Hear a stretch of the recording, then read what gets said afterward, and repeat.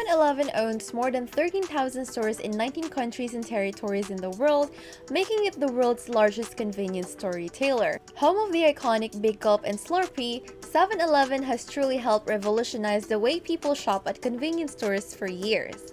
Speaking of revolutionizing, did you also know that it was the first convenience store to stay open for 24 hours? A huge number of convenience store companies adopted that after them. We already know that 7-Eleven is really big, but how big is it exactly? And how did they make their way into the top? Make sure to stay until the end of the video to find out. 7-Eleven's history dates back to 1927 with John Jefferson Green's idea, an employee of the Southland Ice Company located in Dallas, Texas. With the business idea in mind, he then approached Joe Thompson, one of the Southland's founding directors.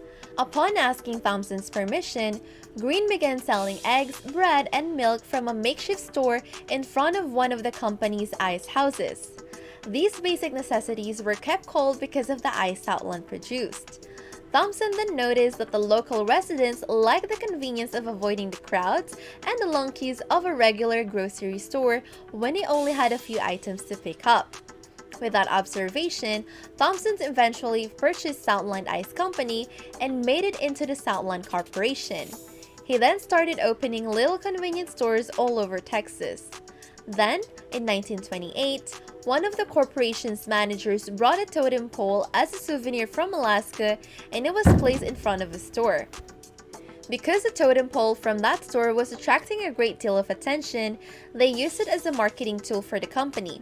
Later on, they began operating under the name Tote'm stores, adding totem poles in front of every store, which also served as an amusing invitation for people to tote their purchases away. To match, they also adopted an Alaska Native inspiration as their theme for each of their stores. That same year, the company expanded by adding gas stations in some of its Dallas locations. Not only focusing on expansions, but also the quality of their services, Thompson focused on providing distinct characteristics to the company's stores. He trained his staff to ensure that people would receive the same quality and service in each store. Having a distinct identity became a significant factor in the company's success during its early years. Then, the Great Depression caused Southland to plunge into bankruptcy in 1931, but with the help of a Dallas banker, William Ward Overton Jr., the company continued its operations. Meanwhile, the profit of the Tote'm stores emerged significantly because the ice and beer sales increased as Prohibition in 1933 was repealed.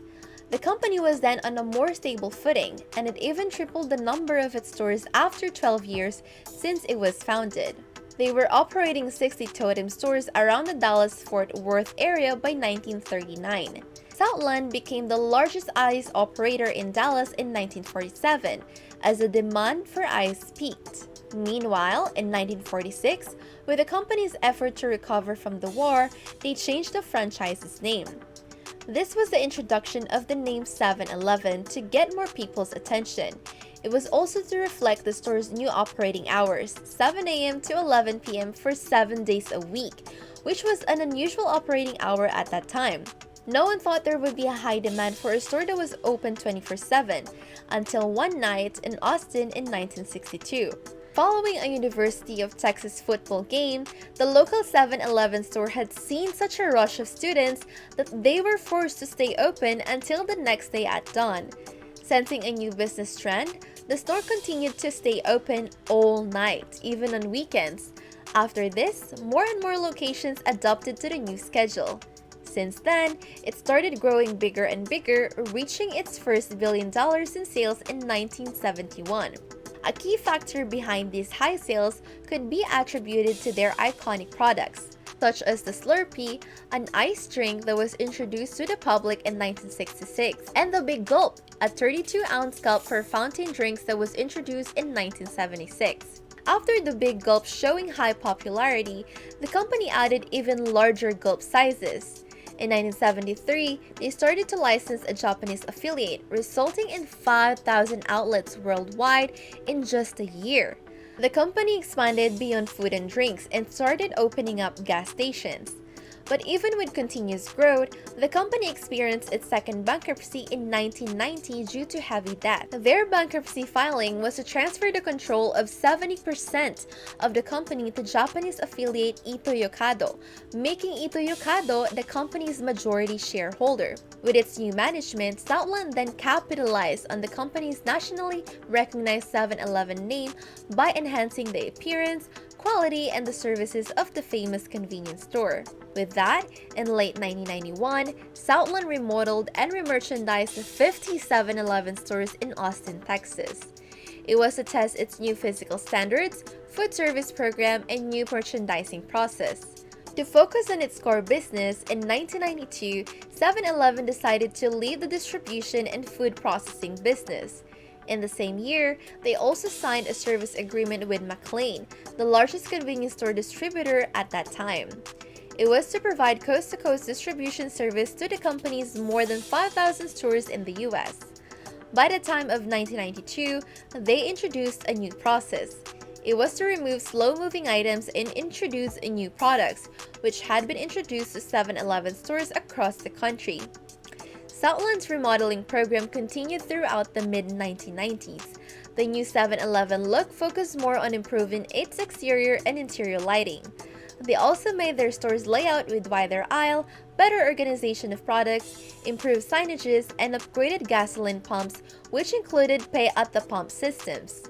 7-Eleven stores also changed their pricing policies, most remarkably doing away with Southland's pricing. These were huge markups that customers were forced to pay in exchange for convenience. They chained lower prices, aiming to adopt an everyday fair pricing policy. In addition, Southland also focused on closing additional underperforming stores in the mid to late 1990s, resulting in shuttering of 202 units from 1996 through 1998. Meanwhile, in 1999, due to all drastic changes, Southland Corporation finally changed its name to 7-Eleven Inc., also citing the divestment of operations that were not 7-Eleven.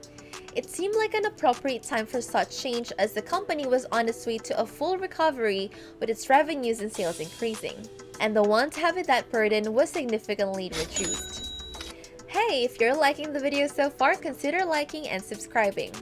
7-Eleven ranked first place on CSP's Top 202 convenience stores by store count, with 13,000 7-Eleven branded stores as of January 1, 2022.